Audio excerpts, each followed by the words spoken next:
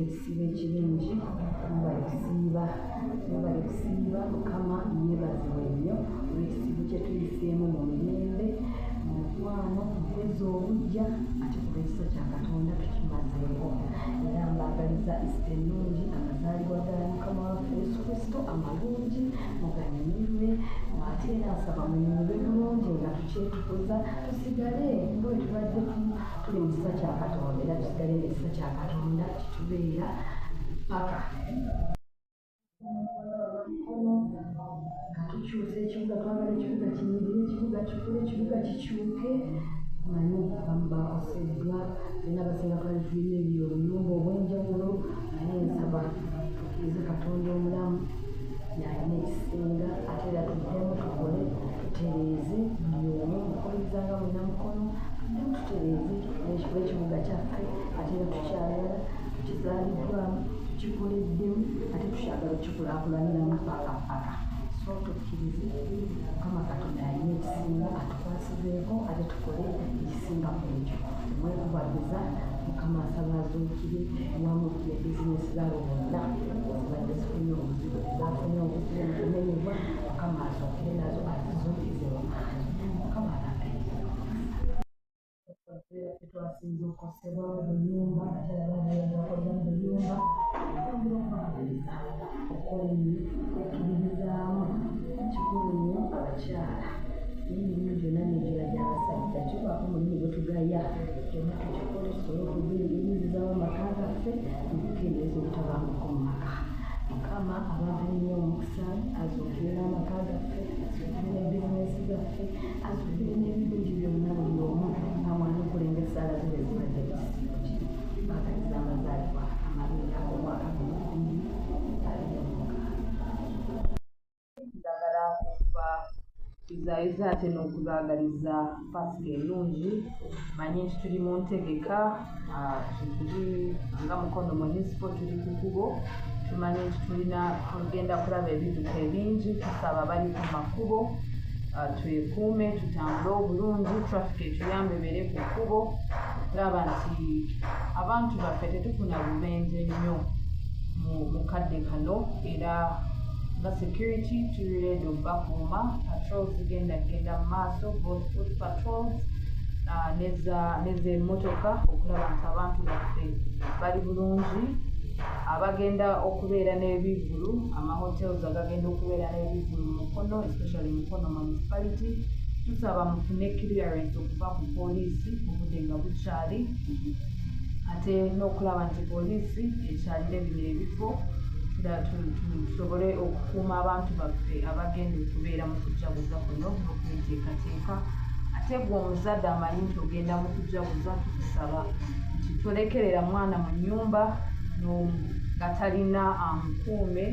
ate n'abaana temubatwala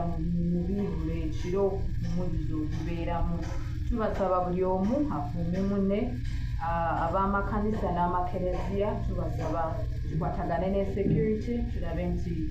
tetuwa mulabe yenna wabweru chansi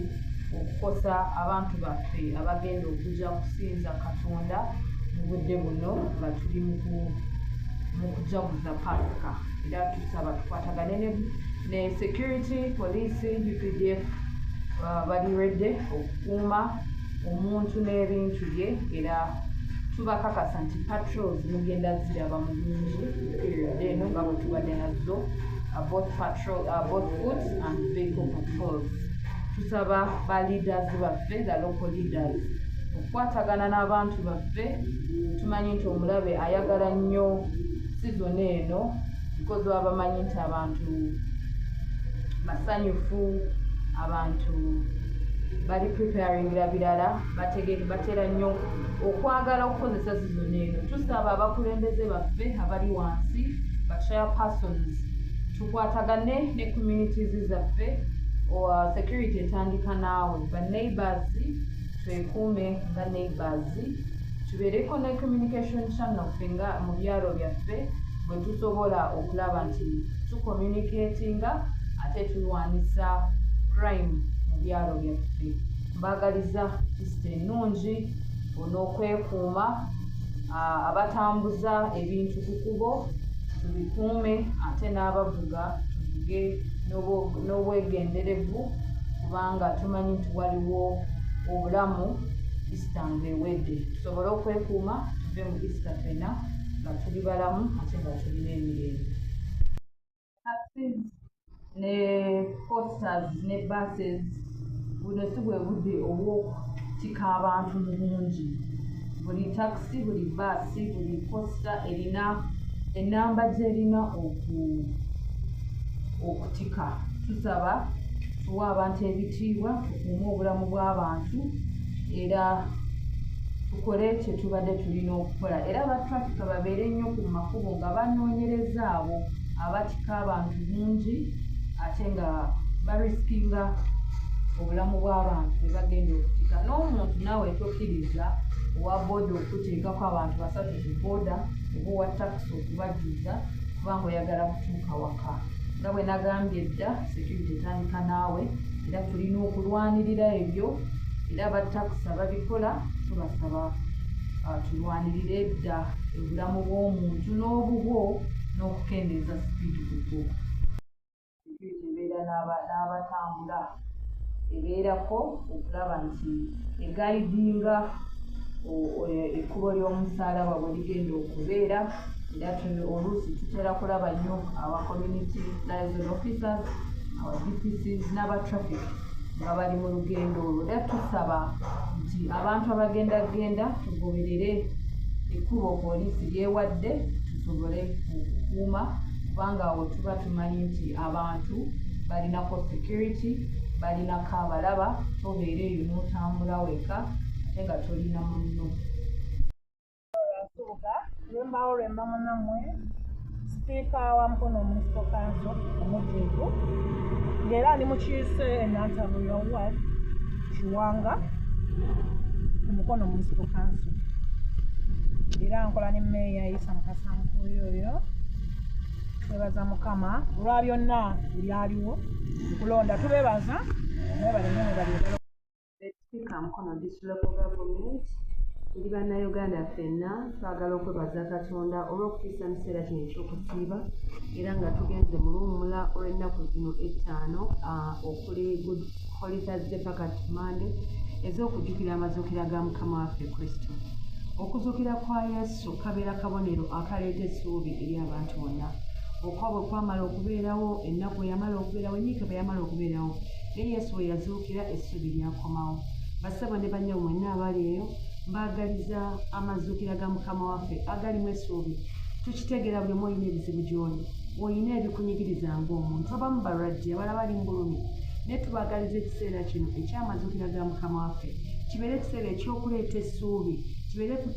ekiseera eky'okutukomyawo okusemberera Katonda kubanga ne bwe tukubiri yonna tulabye nga ensi yeeyina byetwagaliza. Abakulembeze tulina birala byetwagala kyokka ate ne Katonda naye alina watwagaliza. So bino byonna bibaddewo nga twetegekera ekiseera kino ekya okuzuukira kwa Mukama waffe. Tukkirize tuzuukiramu ne Kristo ate tufune essuubi epya eri abalwadde, abanafuye, abalina zilooni, abali mu kukaaba essaawa eno ng'emirimu giweddeko. Tusabe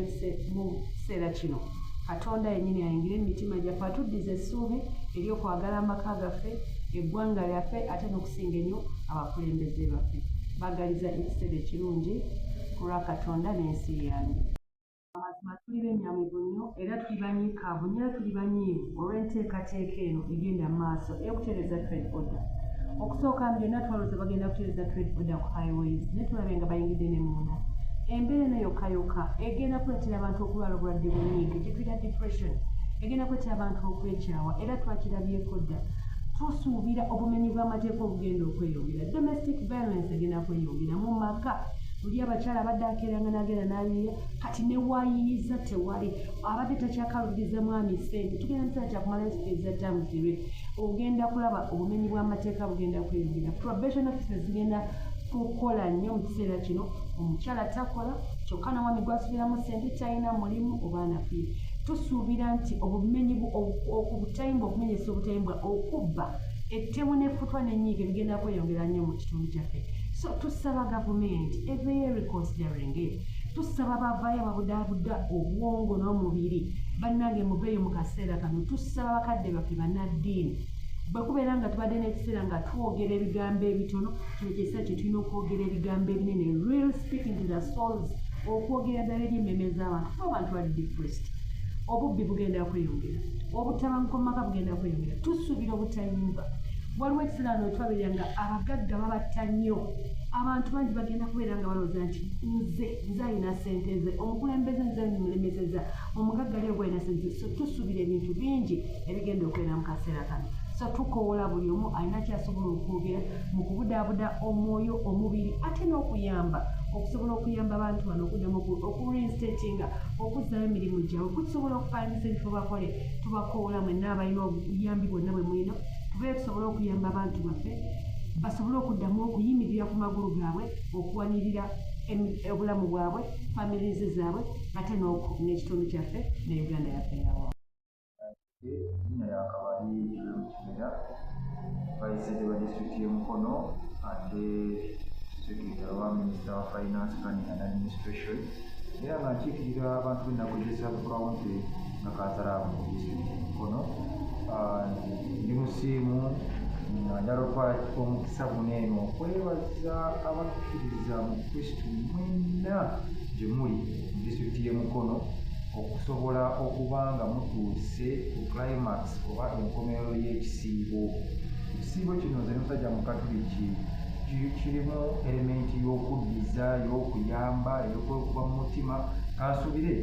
abantu ffenna twategeera omulambo ogwo ate nga niwe kiba kiwedde tusaba nga mutambuze embeera eyo mu bulamu bwammwe obwa bulijjo nga mukisigala muyamba abantu musigala mwekuba mu mitima mukola ebyo ddala ddala bwe kyolaba enjogera nti kola ekyo kyoyagala naye kola munno kyoyagala naye bakole so embeera eyo nze mbadde nsaba ffenna ffenna ababa mu kisiibo kinene kyennakwana tusigale nga tambula mu mbeera eyo kubanga enkya Good Friday tambuza kuba lya musalaba nga tujjukira okubonaabona kwa Mukama waffe Yesu Kristo ng'atufiira ku musalaba so nti omukisa guno ntulisayo mwenna oba neebaza abo bwenna asobodde okuparticipatinga okwenyigira mu kisiibo kino directly nga muyamba bannamu era ku nsonga emu eyo nsaba okubira omulanga abakulembeze b'amadiini abakulembeze ba politician abakulembeze mu mbeera yonna okudduukirira abaana abantu abo bagubye ku nguudo bantu bangi nnyo ate bayiyiza obulamu ku nguudo ezo olaba akakiosiki akatono naye nga akakiosiki ako akajjamu omugaati gwatwala ewaka ajjamu renti ajjamu fiizi ajjamu ekyo kisobola otambuza obulamu kati wakeera ku makya nga kiweddewo mu bufunze osooka ne weebuuza kyekiddako naye nga abantu abo nze era brave nze ng'omuntu njiza eri gavumenti njiza eri abakozi ba gavumenti ababeera mu positions ze balimu naye nga tebazitegeera mu bufunze kakiyite bwekyo kubanga teri muntu ajjawo ku luguudo from nowhere mubalabye nga bajja ate abantu abo n'emisolo bagibajjako obugunju tebuliwo by mistake tebuwa misolo buwa trade license buwa engasi y'okubeerawo ey'emisolo kitegeeza okubeerawo kwabwe kubadde bakutongoza nga n'okumanya nga babamanyi nti weebali n'obeera ku makya nti n'obasendayo bati bantu babaddemu time osi tulina okubeera n'ekibuga ekiyonjo naye sirowooza ati ate be bajugaza n'ekibuga n'emyala emiyitigo ekiganyo zimbibwa sirowooza ati nawe bye bajugaza n'ekyemyala kitegeeza naye bantu bawe time since wabakkiriza okubeerawo nobajjako ne license bawe time besootinge basobole okunoonya karenti akayingira mu maduuka oba akayingira mu bizimbe ebyebbeeyi osobola okulaba nti obulamu bwabwe butambula n'otabukomya direct kubanga obukomya ekisooka oba wayitidde ababbi mu mbeera yonna bagenda tandika okusavaivinga naye nga savaivinga kwabo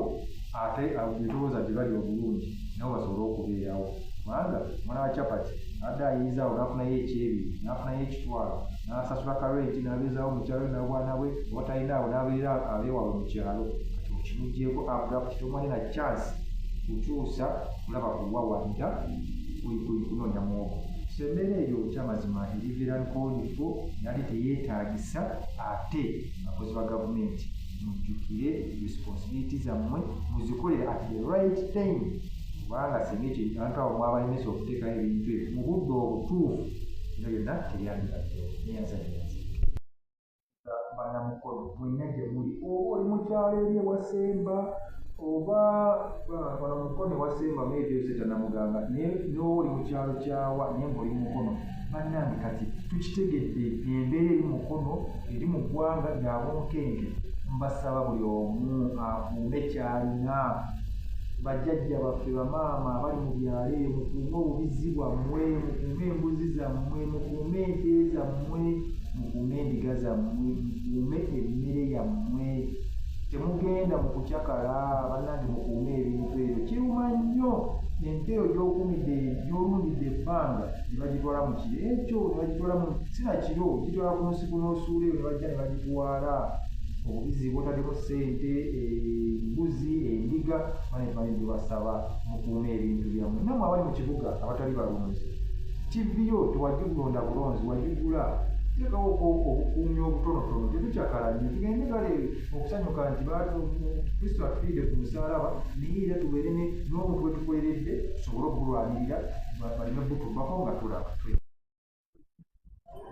mpeera fenoni mpozi bannayuganda bonna okutwaliza wamu mundala okusingira Wamukolo municipality ne Goma division ejja kutwala omukisa guno okubaagaliza ennaku zetugendamu leero Holy Thursday Friday n'amasukira ga Mukama waffe wadde bitusanze Makiga omuganda kyeyandiise amankatabu nti okusoberwa naye ensi yaffe tuleetonda olw'embeera obusi yabatutenga nakugisi mutungize bunaanyizibwa bwa bakulembeze kulandi tubateekerateekera ekibuga mugenda okukolera so tuleetonda nti tukkirize enkulaakulana okukuluma mu nteekateeka so abafunye ebifo bakolera tukyebaliza Mukama naye ate ababundabunda n'abayangayanga si embeera yaffe tugendagenda mu mazuukira muno ng'abantu bennyamidde nenjala kubagumya eno si enkomerero Mukama ajja kutema okuba wataliko so njala kweyozaayoza twayinza obutafuna tukadde bululi okulaba nti tuzuukiriramu ebikola ebirungi tugoberere twagalane eggwanga lyaffe likule eza kusingira ddala etunuyaffe nga Goma okwagalana kyekikulu n'okusonyiwagana obubaka buyinza obbawa nga mmeeya wa Goma division alina kutegeeza nti ebikolwa era abasibira mu bitandise esseeta tegeezeddwako amaduuka agamenyeddwa tuli abalamu nga bakamanya okumenyera naye ng'ate n'abasirikale babaddemu abakuuma naye basobodde okumenya amaduuka ago nyiri mu sseeta amaduuka 3 bazze ne babimula ne bagira ebakutuukawo kuba agamenyeddwa kitegeeza nti abantu bayinja bakubiriza kamera zino zikola twegumye kwigatta gemaanyi naye anaakakwatibwa mu bikolwa bino ebya gakyakimpadde atajja kutwalibwa yalina okutwalibwa so njalaba beekwatekwate alina wayinza okulimirako akaseera kakusiga tusige ate tomanya embeera bweneeterera nze manyi ekikutte obudde kijja kubuta abantu bajja kudde bakole so tebaggwa mu maanyi naye eri abo eri gavumenti mulimu abantu abamu nga wetwamenye wetwabasanga wetwabasendeza PDM nebamaze n'okusasula emisolo naye ate nebamenyebwa nsabira gavumenti nti olw'ekikola ekyakoleddwa abantu abo eyongere obba wamwaka akadde akokwetereza so si kubatwala misinde ng'ate bababanja ssente kuba ssente yali kapito mutono kiriyoni y'essente tasobola kujjako ate opangise ebintu bimu byamenyeddwa okukola reallocation ku ssente ezo kitegeeza balina okuweebwayo grace period enkola entuufu yalina kuba kitwawayo ebbanga linigula nti bazza ssente ezo ba resolving fund ate n'abali basobola ozikoza naye twabagwiridde muteekateeka etabadde ennungi bakadde bange bannamukono ate n'eggwanga okutwaliza awamu nze Kabanda Robert Meyo Mulondo w'ekibuga kya Mukono municipality njagala okubaagaliza amazuukira ga Yesu Kristo ag'emirembe era tutegere n'amakulu nti Yesu Kristo yakomererwa ku musaalaba naye ng'ali ku musaalaba yagamba nti basonyiwe abo kubanga tebamanyi kye bakola njagala okuyimirira mu sitatimenti eyo mu bigambo ebyo twakola byonna okusonyiwa bonna abo abasobezza mu kiseera kyonna ekyobulamu bwange nga tuyingira mu mazukira ga Yesu Kristo ate era n'okusaba abantu kinnoomu bannange kino ekiseera kyakutabagana kya buweereza kyakuzza bujja eggwanga lyaffe tusonyiwagane tutambulire wamu tumanyi ti n'ensi yaffe eno n'abantu fenga tukinnoomu ffenna tusobya naye twagala emirembe kale mu ggwanga lyaffe ate nga kitandikira mu ffenna okuviira ddala mu makaago mu community eyo ekuli okumpi ate ne wider community njagala okubaagaliza amazuukira ga Yesu Kristo ag'emirembe ag'okwagalana ag'okusonyiwagana ate era aganaatuviiramu enkulaakulana mu kibuga kyaffe kino kya Mukono. Amazuukira gajjidde gano aga Yesu Kristo nga abasuubuzi baffe mu kibuga Mukono n'ensi yonna nga bali mu ddukadduka olw'ekikwekweto kino ekyakolebwa central government naye nga mmeeyo omulonde ow'ekibuga kino mbadde nga nsaba nti kituufu twetaaga okulongoosa ekibuga kyaffe sanity kya buvunaanyizibwa kireke nga ekibuga tubeere nga tulina ekibuga ekissa naye ng'ate tusaba nti wakati mu kwagala ekibuga ekissa tubeegoba ate bantu baffe okubabulizaayo ng'asaba gavumenti ekkirize netagana amakubo amalala nga tubuze ku main road kuba nga tubuze ku main road kiryalinga nga gavumenti bwesabye ate ekkirize gana amakubo amalala olw'enkulaakulana ezze abantu baffe bagira babeerayo eyo kubanga ekibuga Mukono kirina okusoomoozebwa tekirina nga bibuga birala gavumenti etuwadde akatale natenaba kazimba esente neewole nakati tetulina tugenda kuteeka abantu ate tetuwaddeyoko ku nsako tulina ekifo tuteeka abantu baffe ne babeera awo abantu baffe bali mu kulwana okufuna webasiza okufuna ekikumi nsaba gavumenti nga tenaba kutuwa katale kano ekkirize abantu baffe abavudde ku nguudo kuno eziri main nga highway bakkirize ate tukoseeko ku nguudo zino naddala kale ez'ettaka ezeesudde munda muno abantu banoonye ekikumi kubanga tulaba obubbi bugenda kweyongera embeera y'ebyokwerinda egenda kwonoonekera ddala kubanga abantu beetamiddwa era ne mu mbeera eno nga tubikola twali bikoze mu feezi ezi nga lino kumpi eyalinge banabala nga tubaa ku grace period tugenda okutuukayo nga kibuga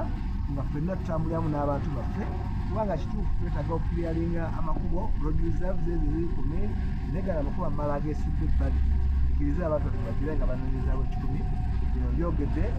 olwa Katonda w'ensi yange awangale nnyo Ayi Ssaabasajja Kabaka mbaagaliza amazuukira ga Yesu Kristo ag'emirembe. Biri eri ettaka omanyi wali ku bitipa emisozi nga ndikisikansa omukyala akulembera ab'emyaka 60 okudda waggulu mu bufunze ba senior citizen era wano Mukono wendi njagala okwagaliza bannamukono bonna naddala bakadde ab'emyaka egyo nga mbaagaliza asika ennungi n'emirimu emirungi mu kiseera kino ate era nga njagala n'okwogerako ne kwabo abaafuna PDM abaafuna emyoga ne ssente zonna ez'enjawulo nga za looni nga mbasaba nti ebigwa bikwate enkola tebanyiiga nnyo batetenkanye balabe engeri gye bayinza okukolamu tebawadde ebifo bakkirize bagende bakolere eyo so si kugamba nti ate baatugoba ekintu kyalimu obudde lwakuba abamu kati benyenza okulabako kumakya nga bagamba batuguddeko bugulu naye nga baweebwa puroguramu olwekyo mbasaba baleme kwekwasa eyo nsonga bakolere ddala bulungi tusobole okutambuza puroguramu za gavumenti obulungi tekibadde mbu olw'okuba lwakulonda kati tuli mu Greater Kampala kikoleddwa e Kampala era wonna kirina otuuka naye babeere bakkakkamu buli wamu no bawadde mu stage 5 nga bwe nawulidde bazikkirize bagende kubanga babakkiriza babaaniriza bagende beewandiise ku stage ez'enjawulo n'abo bonna bwe babafunidde bagende bakolera awo okusinga okugamba nti bajja kukola mirimu olwekyo mbaakaliza olunaku olulungi kubeera obulungi ate n'okukola ennyo buno obudde obululu bwaggwa tuli mu kuyiiya ssente